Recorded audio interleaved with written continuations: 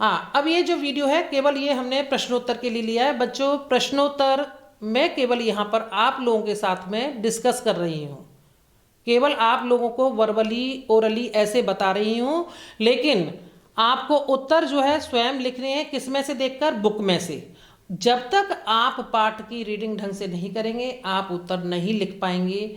और अगर पाठ को एक दो बार ढंग से पढ़ लिया उत्तर अपने आप कर लोगे, लेकिन फिर भी आपकी सुविधा के लिए मैं इनको डिस्कस यहाँ पर कर रही हूँ कि इसका उत्तर क्या होगा।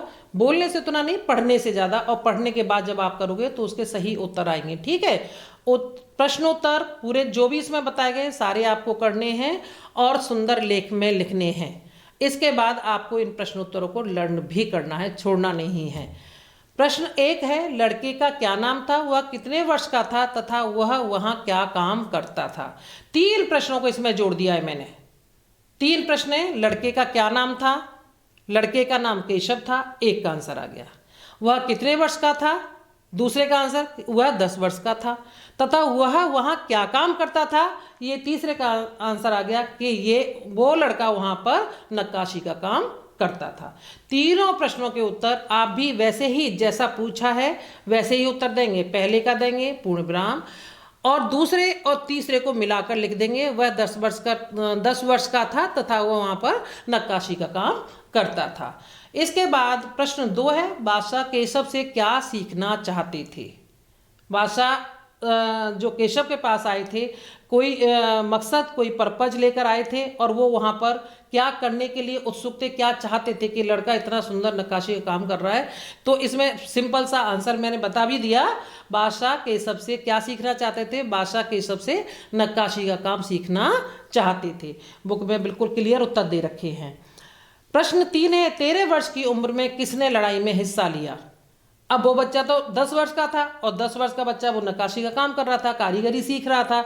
तो यहाँ पर क्या हो जाएगा, यानी 13 वर्ष की उम्र में बादशाह अकबर ने लड़ाई में हिस्सा लिया, इसका उत्तर हो गया।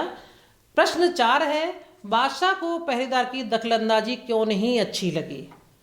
प्रश्न है, ध्यान से सुनिएगा, बादशाह को पहरेदार की दखलंदाजी क्यों नहीं अच्छी लगी। क्यों, जबकि वो महाराज थे, राजा थे, बादशाह थे और वो एक छोटे बच्चे के साथ जो मजदूरी का काम कर रहा था उसके साथ बात कर रहे थे। लेकिन उस समय जब एक दरबारी आकर केशव को टोकता है कि ये हुजूर हैं, ये बादशाह हैं, तूने इनको सलाम नहीं किया, तू कैसे बात कर रहा है। तो उस समय उसकी दखलंदाजी राजा बादशाह को क्यों नहीं अच्छी लगी थी, क्योंकि वो अपने और केशव के बीच में किसी का भी हस्तक्षेप नहीं चाहते थे। उन्हें केशव के साथ बात करना अच्छा लग रहा था। 2 चीज हो गई कि उनको केशव के साथ बातचीत करना अच्छा लग रहा था, इसलिए वे किसी की भी दखलंदाजी उनको अच्छी नहीं लग रही थी, किसी का भी हस्तक्षेप अच्छा नहीं लग रहा था। इसको उत्तर को अपने शब्दों में बनाकर लिख दीजिए। बुक में लिखा हुआ इसका आंसर आया है कहीं पर। इसके बाद प्रश्न 5 है, बादशाह अकबर सीकरी में नया शहर क्यों बनवा रहे थे। जब मैं पाठ को समझा रही थी मैंने अलग से कि जब आगरे में इतने सारे किले थे, महल थे, इमारतें उन्होंने बनवाई थी, तो फिर सीकरी में जाकर पूरा उन्होंने सीकरी शहर नए तरीके से बसाया था। क्यों था, तो उसमें मैंने बताया था कि बादशाह अकबर के कोई संतान नहीं थी।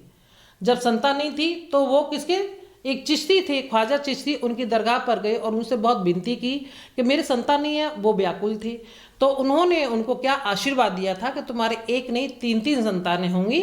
तो उसके सम्मान में ख्वाजा चिश्ती, सलीम चिश्ती के सम्मान में उन्होंने सीकरी शहर को बसाया था। यानी बादशाह अकबर सीकरी में नया शहर क्यों बनवा रहे थे, ख्वाजा सलीम चिश्ती के सम्मान में बादशाह अकबर सीकरी में नया शहर बनवा रहे थे। और थोड़ा सा इसमें रीजन भी डाल दीजिए क्यों बनवा रहे थे, यानी ऐसा क्या था कि उनके सम्मान में बनवा रहे थे, क्योंकि उन्होंने उन्हें क्या आशीर्वाद दिया था कि उनके एक नहीं 3 संतानें होंगी, इसलिए उन्होंने बनवाया था। इसको अपने शब्दों में बुक की हेल्प लेकर और उत्तर को लिख लीजिएगा। इसके बाद है प्रश्न 6, बादशाह अकबर ने जब नक्काशी सीखना चाहा तो केशव ने उन्हें संदेह भरी नजरों से क्यों देखा। यानी जब वो नक्काशी का काम, तो जब पता लग गया केशव को कि ये तो बादशाह है और नक्काशी का काम सीख रहे हैं मेरे जैसे मतलब मजदूर बच्चे के साथ में बैठकर, तो उसने संदेह भरी नजरों से राजा अकबर को क्यों देखा था। उसका एक कारण था, वो उसे पता लग गया था राजा है, तो उसे लगा कि इतने बड़े राजा और मेरे साथ बैठकर ये काम करेंगे। तो ये उसके लिए बहुत हैरानी वाली बात थी, आश्चर्य वाली बात थी। इसलिए उसने राजा बादशाह को संदेह भरी नजरों से देखा था। समझ में आया? बादशाह अकबर ने जब नक्काशी सीखना चाहा तो केशव ने उन्हें संदेह भरी नजरों से इसलिए देखा कि वो सोच रहा था कि इतने बड़े बादशाह क्या मेरे साथ बैठकर ये काम करेंगे, नक्काशी का काम करेंगे।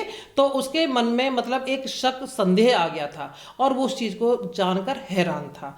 तो इन प्रश्नों के उत्तर आप लोग बुक की सहायता से, किताब की सहायता से अपनी कॉपी में कर लेना और करने के बाद इसको थोड़ा लर्न भी कर लेना, याद कर लेना।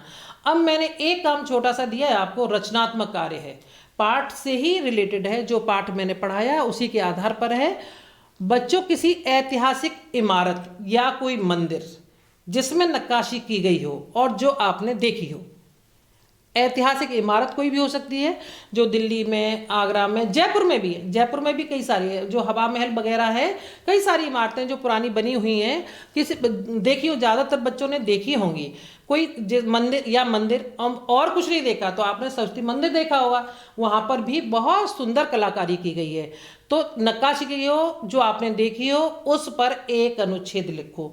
ज़्यादा नहीं लिखना है, बहुत ज़्यादा लिखने का काम नहीं दिया है, केवल एक अनुच्छेद। उसमें जो कलाकारी की गई है, जो उसमें नक्काशी की गई है, जो उसमें जो चित्रकारी की गई है, जो उसमें मूर्ति बनाई गई है किस तरह की, क्योंकि मैंने सरस्वती टेम्पल में देखा ज़्यादातर सारे देवी देवताओं की बहुत सारी मूर्ति उसमें छोटी छोटी छोटी चारों तरफ बना रखी हैं।